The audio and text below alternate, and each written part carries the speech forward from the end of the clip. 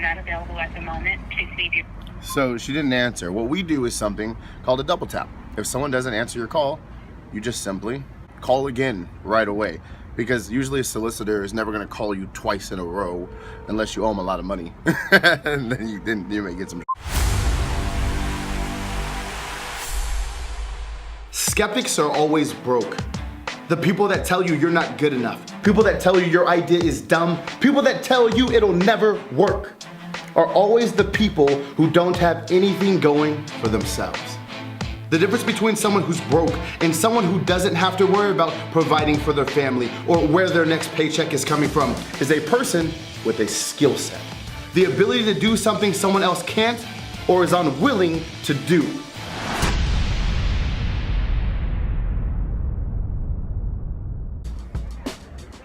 Oh, hey, didn't see you there. You like that? You know, people do that shit. It's so stupid. Anyways, today I'm gonna be talking about something really, really important. And it's a skill called picking up the phone. Too many people rely on, they just wanna make all their sales in text message. Oh, I just wanna make all my sales on emails. Oh, it's webinar, but if I have to talk to a customer, oh my God, I don't know what it's gonna do, what's gonna happen. Well, that's a great way to be completely disengaged with your customers, to get a feel for what they need, for who they are, to show them that you indeed give a fuck. Sometimes you need to pick up the phone.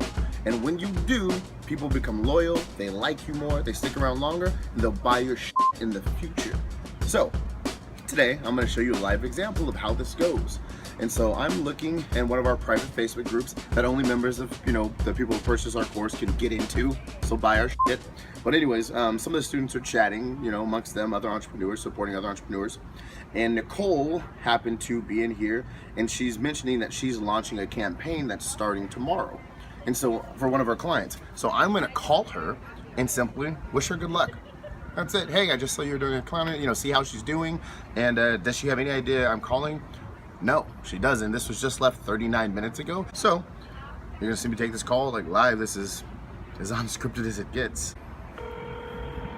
Now she may not answer because she may not have my number saved. I'm not available at the moment. Please leave your... So she didn't answer. What we do is something called a double tap. If someone doesn't answer your call, you just simply call again right away. Because usually a solicitor is never going to call you twice in a row unless you owe them a lot of money. And then you may get some shit. But so I'm going to pick up the phone. I'm just calling right back. We call it the double tap. We use it every day in our office. I'm not available at the moment. Please leave your name and number, and I'll return. Hey Nicole, it's Billie Jean. Give me a call when you have a minute. 619. So she did not answer. But promptly, about a minute later, she's calling me back. This is live. This is happening right now. Nicole, what's up? Hello. How are you? What's I'm good. I ignored the number on purpose. I didn't recognize it. I did. That's why I called twice, because I figured you're probably like, who the hell is this 619 number calling me right now? Yeah, when I saw it the second time, I was like, okay, they'll leave a voicemail. And you did. Yeah, I did indeed. But I was calling because I saw you post in the Facebook group about that you're running a campaign tomorrow. So I wanted to say good luck and see if I could help you out and tell me a little bit about it and where you're at, and let's make sure that it goes well for you. Oh, thank you. I hope you can hear me. I'm on the streets of New York right now, on Boston Street. But yeah. So I'm following what you gave us about the yoga campaign. Yep. And I followed everything to the T. I did a prospecting video, sent it out to them, did the whole video, to the T, just like you kind of laid it out in the class. And they jumped on board. They responded to my email and to my Facebook message. And wow, well done. They're really excited. So let me get the audience up to speed here. So what Nicole did was she actually did what we said. She took action like a boss, and she went out, she created a prospecting video, and she got a client. And so now here she is about to run her campaign. And how do you feel right now? I'm excited. I can't wait to see how it goes tomorrow. I'll be monitoring it every minute. Absolutely. Well, is there anything that I can do right now for you going into that to kind of help you out, or what can I do to help? Damn it. Actually, I did have a question. I want to do 24 hours, and so I chose 10 p.m. tonight to 10 p.m. tomorrow, just because I wanted to get the majority of tomorrow's evening. Do you think that's a good suggestion? So yeah, that's great. So let me explain to you what Nicole's doing. So she's running an advertising campaign for a yoga studio to bring them more customers. And so that's what she created on her own. She did it herself.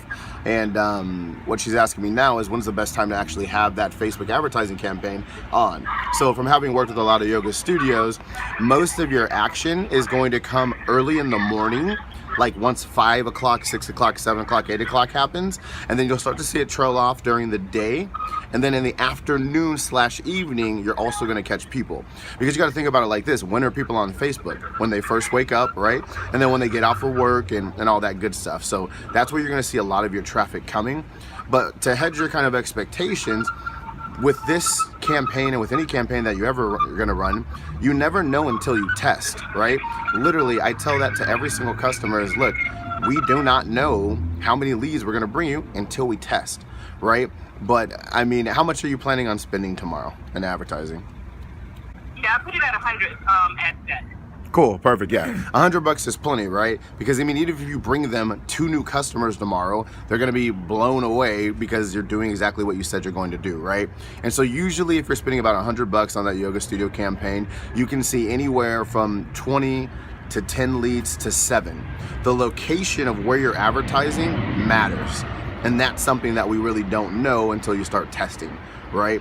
But that's kind of the, hedge your expectations of how many leads you'd see based on average or $100 spend. Having said that, I've had that also produce like 50 leads or 60 leads. You just don't know, right? But that's what we'll find out. Sounds like you got it all set up right, and good job and way to take action. This is really just the beginning. So keep me in touch. Shoot me a text tomorrow and let me know how it's going. I would love to hear. I definitely will. Thank you. Cool. Well, no worries, Nicole. Well, thanks for even being a part of this and trusting us, and I'm excited to see what you can do. Yeah, thanks for having me. We talk tomorrow. Okay, later, Nicole. Thank you. Bye-bye. Bye. Good on Nicole.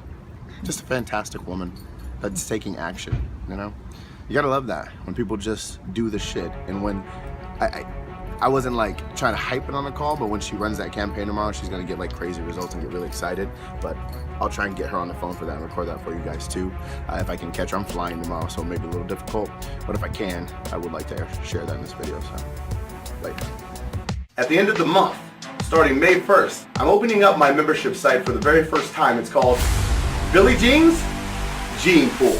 Private training for the world's smartest marketers. So if you'd like to be one of the world's smartest marketers, then you should hop on our wait list.